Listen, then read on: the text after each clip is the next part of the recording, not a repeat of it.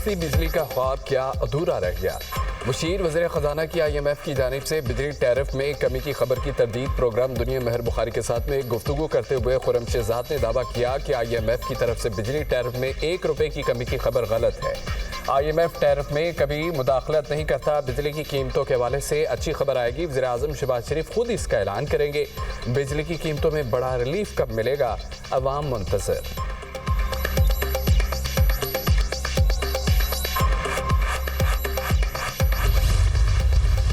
یہ جو IMF کا پروگرام ہے، میری اللہ تعالیٰ سے دعا ہے کہ یہ پاکستان کی تاریخ کا آخری پروگرام ہو۔ IMF کے پروگراموں سے قومیں ترقی نہیں کرتی، IMF کے پروگرام سے قومیں اپنی اکانومی کو سٹیبل کر لیتی ہیں۔ IMF کا سٹاف لیول ایگریمنٹ ہو گیا، مگر $1 بلین ایک قرض ہے، یہ کوئی ہم نے کمایا نہیں ہے۔ جو ہماری یوتھ ہے، آپ نے اپنے ہنر کے ساتھ، محنت کے ساتھ انشاءاللہ اس قرضے کی زندگی کو آپ نے عزت اور وقار کی زندگی میں بدلنا ہے۔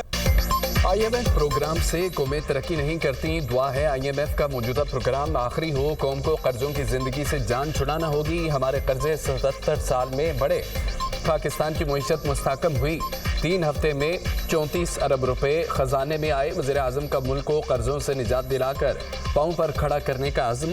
تقریب سے خطاب میں کہا، وعدہ کرتا ہوں قوم کو مایوس نہیں کروں گا، خادم بن کر پاکستان کی خدمت کرتا رہوں گا۔ نوجوانوں کو جدید تعلیم کے ذریعے ملک کا سرمایہ بنائیں گے، انہیں ہر ممکن وسائل فراہم کریں گے۔ شہباز شریف نے prime minister digital youth hub کا افتتاح کر دیا۔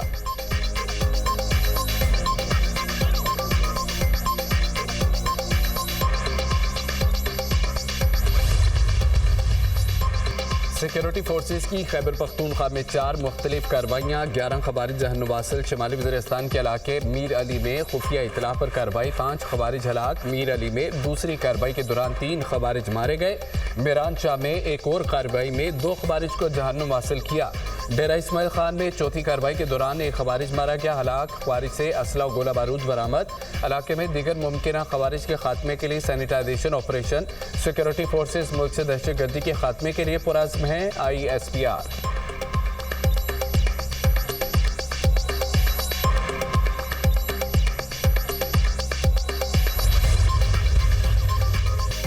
دفتر خارجہ نے اقوام متحدہ کے بعض ماہرین کے بیانات کو یک طرفہ قرار دے دیا۔ بعض UN ماہرین کے تبصرے متوازن نہیں، دہشت گرد حملوں میں شہری ہلاکتوں کو کم کر کے پیش کیا گیا۔ شرپسند عناصر کے جرائم و انسانی حقوق کی خلاف ورزیاں نظر انداز نہیں کی جا سکتی۔ احتجاج کی آڑ میں دہشت گردوں کے ساتھ ملی بھگت ثابت ہو چکی۔ ترجمان دفتر خارجہ شفقت علی خان کی نیوز بریفنگ، کہا، جعفر ایکسپریس آپریشن میں مارے گئے 5 دہشت گردوں کی لاشیں زبردستی قبضے میں لینا شرپسندوں اور دہشت گردوں کے گٹھ جوڑ کا ثبوت ہے۔ پولیس نے ان میں سے 3 لاشیں واپس حاصل کر لیں۔ دہشت گردوں کی مدد کے لیے سڑکوں کی بندش اور دیگر تخریبی سرگرمیاں ناقابل قبول ہیں۔ ریاستوں کو شہریوں کے تحفظ اور امن و امان برقرار رکھنے کے لیے ضروری اقدامات کا مکمل اختیار حاصل ہے۔ دہشت گردوں اور ان کے سہولت کاروں کے لیے کسی قسم کی رعایت یا معافی کی گنجائش نہیں۔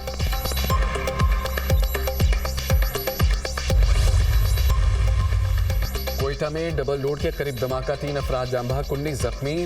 پولیس کے مطابق دھماکہ خیز مواد موٹر سائیکل میں نصب تھا۔ 2.5 کلو بارودی مواد استعمال کیا گیا۔ دھماکہ ریموٹ کنٹرول ڈیوائس کے ذریعے کیا گیا۔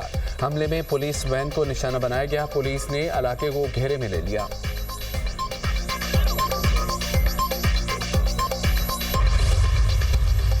علماء کرام یعنی علماء حق، خاص طور پر اسلامی نظریاتی کونسل پر یہ بھاری ذمہ داری عائد ہوتی ہے کہ وہ خاص طور پر نوجوانوں کو منفی رویوں، غلط بیانیوں، جھوٹ اور پروپیگنڈے کی یلغار سے ان کو تحفظ فراہم کرنے میں اپنا کلیدی کردار ادا کریں۔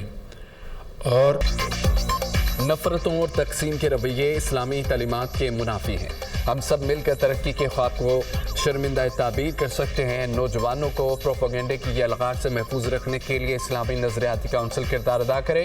وزیر اعظم شہباز شریف کا تقریب سے خطاب، کہا کہ قیام پاکستان کے اصل مقاصد کے حصول کے لیے مل کر کام کرنا ہے۔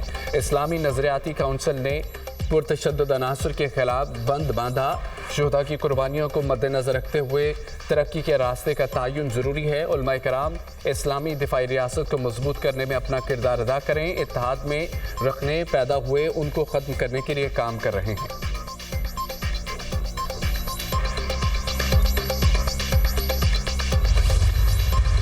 قیام میں مقام امریکی سفیر کی جعفر ایکسپریس اور دیگر دہشت گرد حملوں کی مذمت. وفاقی وزیر داخلہ محسن نقوی سے امریکہ کی قائم مقام سفیر نیٹلی بیکر کی ملاقات. پاک امریکہ تعلقات باہمی دلچسپی کے امور سمیت دو طرفہ تعاون بڑھانے پر تبادلہ خیال. دہشت گردی کے خلاف باہمی اشتراک کار بڑھانے کے حوالے سے بھی بات چیت ہوئی. رواں سال جون میں کاؤنٹر ٹیررزم ڈائیلاگ کرانے پر اتفاق. محسن نقوی نے کہا کہ حکومت پاکستان دہشت گردوں کے خلاف بھرپور کارروائی کر رہی ہے. دہشت گردی بین الاقوامی مسئلہ ہے, عالمی برادری کو مل کر کام کرنا ہوگا. محسن نقوی سے متحدہ عرب امارات کے وزیر شیخ نہیان بن مبارک النہیان کی بھی ملاقات. دو طرفہ تعلقات میں بہتری اور سرمایہ کاری سے متعلق امور پر گفتگو. دونوں رہنماؤں کا دو طرفہ تعلقات مزید مضبوط بنانے پر اتفاق.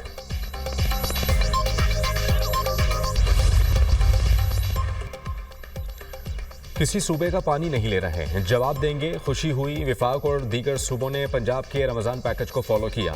25,64,000 گھرانوں کو نگہبان رمضان کے چیک مل چکے ہیں. جلد 1.5 ملین گھرانوں کو راشن کارڈ دینے جا رہے ہیں.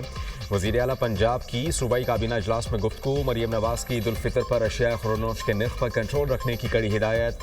وزیر اعلیٰ پنجاب کی زیر صدارت صوبائی کابینہ کا 24واں اجلاس. طویل ترین ایجنڈا آئٹمز کی منظوری.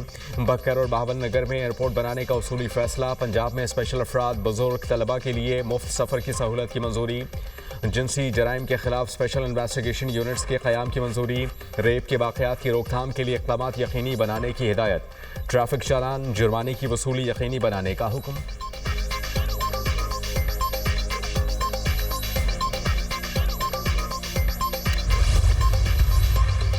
حکومت کا نجی میڈیکل کالجز کی ٹیوشن فیس کے لیے حد مقرر کرنے کا اعلان. نجی میڈیکل اور ڈینٹل کالجز کی سالانہ فیس 18 سے 25 لاکھ روپے مقرر. MBBS کے لیے یہ فیس 5 سال اور BDS کے لیے 4 سال تک لاگو ہوگی. حکومت کا میڈیکل کالجز کی فیس میں کنٹرول, شفافیت کو یقینی بنانے کا فیصلہ. فیسز میں سالانہ اضافہ صرف CPI کے مطابق ہوگا. جو کالجز 25 لاکھ روپے تک فیس مقرر کرنا چاہتے ہیں انہیں مالی جواز پیش کرنا ہوگا. نجی کالجز کو PM اینڈ DC کو مالی تفصیلات فراہم کرنا ہوگی.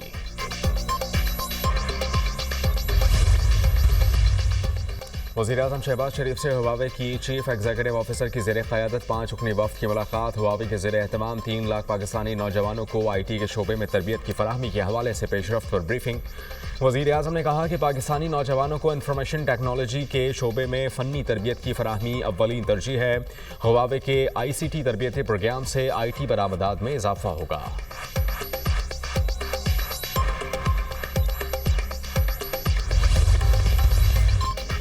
جیل سپرنٹینڈنٹ نے ہماری بانی سے ملاقات نہیں ہونے دی. فارم 47 والی حکومت کا فوکس صرف تحریک انصاف کو دبانا ہے.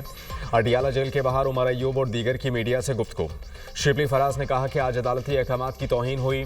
عدالتی احکامات کے باوجود بانی سے ملاقات نہیں کرائی گئی.